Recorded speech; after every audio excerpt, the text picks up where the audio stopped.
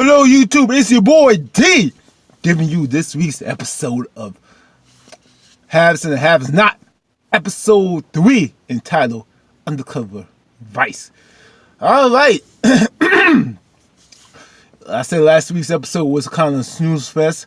This week's was sort of a little bit better, because at the end we have a major twist that's going to knock your socks off. That made my mouth go like, what? Really? What? Yeah, we'll get to that point later. Let's get into it. Now we start off with Benny and Hannah. Benny's in the hospital. Benny's in the hospital with Veronica, or DeMonica. That'll be Lynette from Random Reviews. She calls Veronica DeMonica. And Hannah is in the hospital because, remember, she had to pick up little Quincy's things. And Hannah meets Benji and goes, "What are you doing here? Haven't you learned anything? And why are you still with the snake?"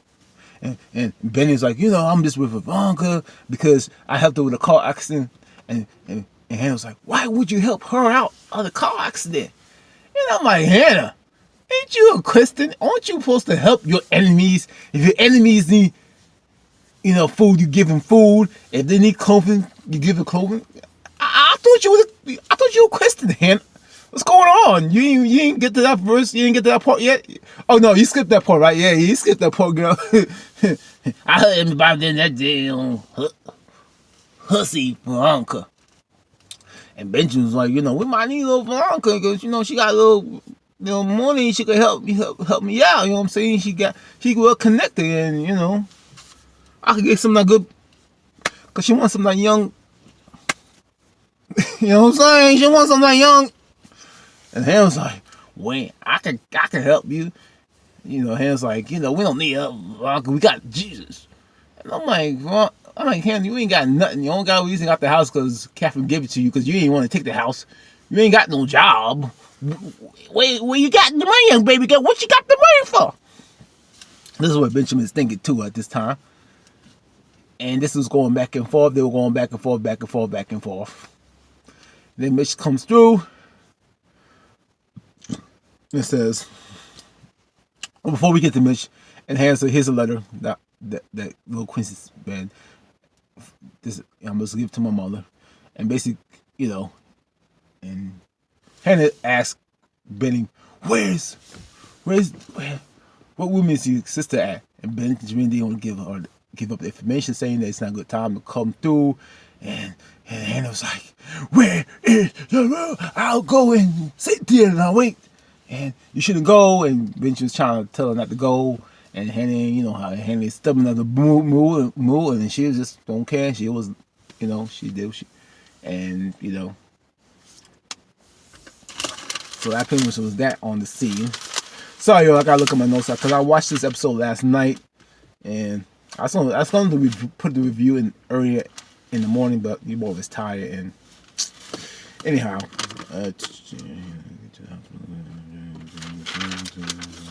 all right. Yeah, but then we get the next scene of Candace talking to this dude, and old dude trying to fill up on Candace. Old dude was like, "What's up, baby girl? You looking good?" And he said he's I'm a truck driver, and Candace was like, "You ain't no dang on truck driver. You ain't got no rough hands. You ain't steer nothing." And he wanted to go to old Candace. And old Candace was like, "What's your credit card number? Shit, what the money at? Before we talking, you got more than you can't afford me." And then, old dude was like, she said, "Come through, come through at this certain time in the hotel, be on your knees." And dude was like, "Okay, I'm gonna be on my knees." "Okay, I'm gonna be on my knees, girl. I'm gonna be on my knees." All right. Old dude was feeling on Candace, and he wanted to say, he was thinking, "Let me see what your mouth do." And Candace says, "Before you see what my mouth do, you better I want to see what your credit card do. Is your credit card good? Is your credit card score good? Is it good?" shoot, I ain't gonna show you what my mouth do before this. We're gonna see what that credit card score do. All right. And this basically was the scene. They eventually, she says, "Okay, cool." All right. We get to the next storyline with Charles and Landon. Apparently, Charles and Landon didn't go to the bar, but they had the bar in Charles' room. And we find out Charles had an ex, girlfriend. The reason why he went to the military because his ex-girl was crazy. Some women would do that to you, so he just drove the poor man to the military and said, "You know what? I got to leave. I got to go somewhere else and fight a war. If I could kill, maybe maybe get in the war, get the crazy ex at me. That was that bad. Bro. You gotta go to the military for okay, Charles." And then he's sitting there going, Listening to him talking about, Charles looking good too. Charles looking sexy too. Yeah, he was chest out too. And then it was like, "I see all the women go after you. They be all going after you because you got that effect on this women. And shoot, you got that effect on me too, boy. Got me all crazy. Because, Lanny ain't got no Jeffrey no more, so he needs something, You know what I'm saying? He ain't got no Jeffrey no more. Need somebody else to get him, get the juices flowing, so to speak. You know what I'm saying? All right. And and then Lanny, he getting all excited, and then this is going back and forth, and then and Charles got all drunk, he all passed out, he all knocked out, and then every time he wanted to go room, he took a peek at old Charles. He looking like, I'm gonna see what that package do, and see if that sausage package looking good. He looking at, he trying to leave. He's so serious. I said, dang, Landon, you making the obvious, boy. You be wanting Charles. I said, God, you moved on from Jeffrey to Charles. That's how you move, Landon. That's how you make moves. You better be careful because Chuck is gonna come out and you don't want to mess with you. One thing with Charles, and Chuck is gonna come right through. He gonna file Chuck and come right after Charles. So just keep that in mind, and keep that in mind. Anyway, so that was that on that scene. And then we get to Jeffrey and George Lynn. Jeffrey is in jail, and George comes through, gets him out, and George is like grilling him like Foreman. He grilling him like, "Do you know what's going on? What's going on with your mother?" Trying to intimidate poor Jeffrey. But Jeffrey held it on like he was on stone. He was like brick raw face. He's like, "Yeah, I ain't gonna spill the beans." He held it tight. Every time George wanted to ask more questions about everything I do with the murder, like what's the relationship with your mother? Do you know, like your mother knows you're gay, and all talk about his personal life with Melissa and all that. And Jeffrey's like, "I need a lawyer.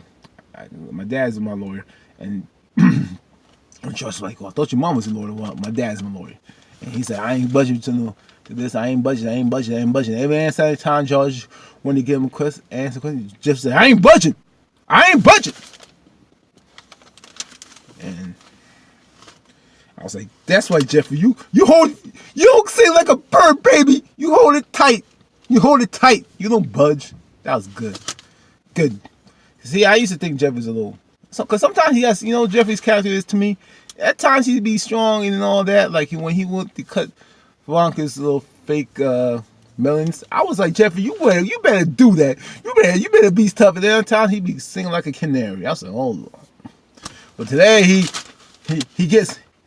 Jeffrey gets some love from me today. He gets some love. He getting love today. Getting love. He getting love up in there. Getting love. All right. Then we see George talking to one of the DAs, I think it was Sarah, and says, we need to. Sarah said, "We got this on lock. We could get Veronica on there." But George was like, "Yeah, we do, but this Veronica is a snake. She gonna work her way out and stuff." And Sarah was like, "Well, what's she waiting for? We got this on lock. We got this." And George said, "I think it was anybody else. True, but this is Veronica, baby. This is DeMarco. The demons always got to trick up their thieves, baby. We gotta make sure that we win." Because last time he went against Veronica, baby girl, he lost. So he want to make sure that he want to make sure we gonna win this match, right? He gonna make sure everything's on cool. And speaking of Sarah, who when Sal was walking, who goes through? Oscar is out here, and Oscar said, and then she has a call, and he hands the call to Sarah, and Jim is like, "Do you know who I am? Do you know who I am? Do you know who I am?" And I'm like, Jim, I don't know if she knows who you are. I mean, what you Trump? You Donald Trump, baby? Well, you Trump, baby? You call it Kaepernick or something? Why she? What you Satan? You the devil? What's going on? you know who I am. Don't play with me, girl. You know what I did to you? I rocked you. Remember I gave you. I was mad. I was giving you the goodness, and Sarah was looking like, I don't remember. I guess it wasn't that. I guess your goodness wasn't that good, Jim. I don't know. And she was like, he was basically saying, meet me at this hotel, blah blah blah. And Sarah was looking like, what? Jim says, don't play. Get your out here, so we get to talking. Like get the blessing you. Let's go get this. Get it. And Sarah said, okay. I said, dang, Jim. You got your women on deck. You got a black card, all the women you were blanket. You got all the women, you got like Sarah, she's on number 25, and then Kenny's on number 2 or number 1. That's how that works, Jim. That's how that works. That's how you do that there? How you do that there? Okay. All right. Then we get to David and Erica. And David, man, he is so P-whipped that he had a chest on it. He got a chest and says P-whip on it. He is super P-whip on Erica. Man, he eating on the floor. Act like this. First time homeowners, man. Got on the bed. They ain't got no couch, no chair, or nothing, no TV. Just eating on there. Act like a picnic in the house. And he's like, you know what? You gonna get some furniture tonight. Erica said, we need some furniture. I said, yeah. I'm gonna get some furniture for you, baby. With furniture. I promise you, just stay with me, baby. I need you in my life. I need you. Once I'll be complete. We can get married. We're gonna have kids. We're gonna have kids. I'm gonna paint you. We're gonna pick a fence and everything. Everything we're gonna have right here. And I was like, oh, really? I'm so scared. I don't know. I'm scared. This might not work out. You sure about that? Baby, I ain't never been sure. You're the one, baby girl. You're the one for me. You're the one for me. Ain't nobody else out there. Ain't nobody else out there. Oh my God! I said, David, man, you a fool. Erica's playing you like a violin, baby. Erica got you all sending money, getting the keys and everything. I'm like, what? Man, what? David, baby, you getting all the money to the keys? What? That, as this was going on, we get who's knocking on the door. Boom, boom, boom. He ain't knocking on the door. He stood outside. He was like, Justin said to David, said, hey, your son is in jail. Your wife put him in jail. And there was how you know this? He said, I haven't been in contact to you. And David, man, too, told Erica, says, you know, hold the fork down. Here's the keys. I got to rescue my son. And Erica said, I'm scared because, you know, my ex is a cop. I said, Erica, really? I'm like, really, Erica? But okay, but whatever. But whatever. And as soon as the justice is in there, Susan Justice is in the car. He gets a call. No. Why was calling Jeffrey's phone, which he didn't know that Justin has, and just like, who's this? You don't have to call this number again. And why is it? Who gonna tell me not to call? Where's Jeffrey? And Justin's like, if you call Jeffrey again, I'm gonna bash your head off. I'm coming to bash your head off. And Ryan was like, well, you better bash my head off. Come through with the little pink car. I was like, pink car. I was like, you over that one, bro. That was funny though. Now, I don't know if I want, maybe I want Ryan in Justin to die, because I don't really care for Justin. I don't care for Wyatt. I think they both storyline sucks. I don't like Wyatt. And I ain't gonna like Jeffrey. And then Justin. I hope them all just killed each other in the gunfight. That I'll be happy. Make it happy, Tyler. Make it happen. All right. On to the next scene. We see Kathy and Derek, I think he's called. With them, I had milk chocolate butter. Oh, I was gonna say Mr. Clean. I'm calling Mr. Clean. And Kathy was like, how's Hannah? Is she cute? And the guy was like, yeah, she alright, she's cute. She's cute. He asked her out. And guys, how much I owe you? He said it's under warranty. And then this is a cute one. And Kathy was like, and Derek was like, the reason I come over here because the sink was somebody loosening stuff. And Kevin was like, I ain't do that. I know what you're talking about. He said, well, Vanka used to do that to me, have me come over and fix things, loosen it, so she's trying to hook me up. And Catherine was like, you can't trust that snake demon. Trust me. I will hook you up right. And I want you. And he was like, well, you want me to get the hand and just give me have her call me. And Catherine said, this is a sudden thing. We don't do this around here. You go after chase her. Act like you want her. I'm like, okay, Catherine. Shoot, okay. I feel you on that one. And then Derek spilled the tea and says, for hope Ron getting better. And Catherine's getting better. She said, yeah, she was in this car accident, got flipped over. It's a dang on shame. And she said, really? And Catherine was like, that's why. You lucky the car flip you. Let me flip you. You lucky the car flip you. I would have flipped you. I would be the killing you. Then we get to Melissa in the hospital scene. Melissa's in the hospital scene. Doctor's asking her how's the thing going, how's the baby going. We found out she's 8 to 9 weeks. So for all this time, she's been 8 to 9 weeks. Tyler, really, she's been 8 to 9 weeks, and she ain't okay. Whatever. Ain't no judgments. Whatever. Whew, slow. Then the doctor found out that she tells her that Frank is alive, and she says because Melissa asks how's Frank. She says she's doing okay. She said, oh, dang it, that's messed up. Blank. Doctor says, really?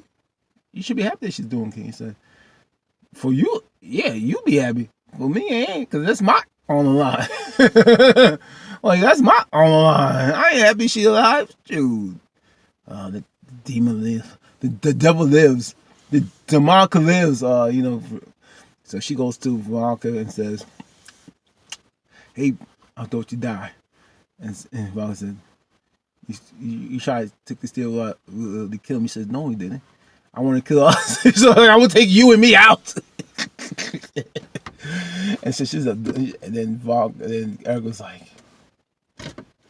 you're old. This is my baby. My baby.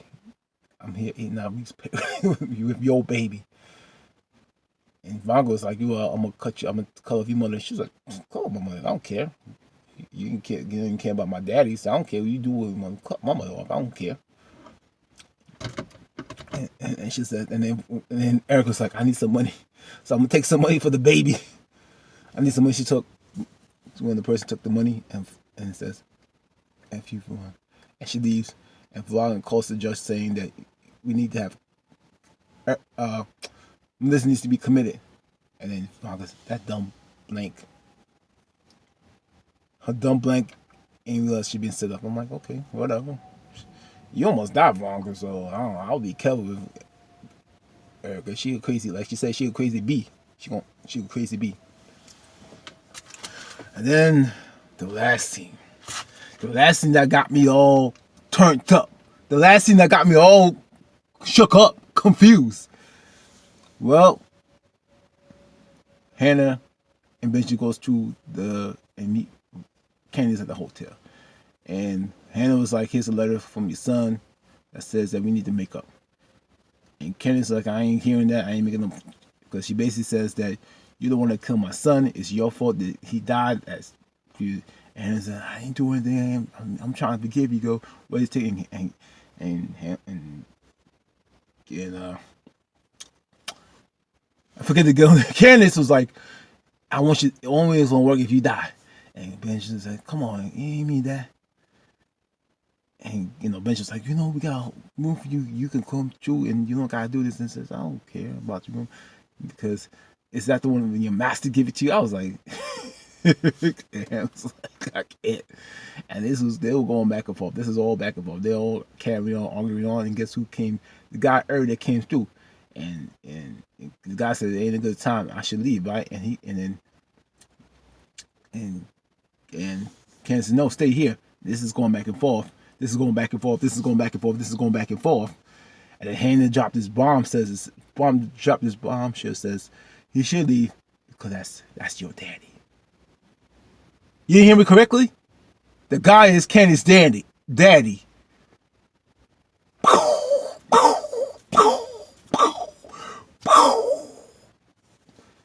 I had a what the blank face on my face. Really, Ty, we going there? So that dude, so Kenny was about to smash. She was about to smash. She was about to give her daddy the blessings. So she was about to play with her own daddy. Really? I guess you gotta put on them tricks, Tyler. I see you gotta put on them tricks, boy. You gotta put on them tricks. Oh, that basically that was the end of this week's episode. Before I go, subscribe, comment, and like my videos on my channel. Anyway, this is your boy D. I'm out. Holla.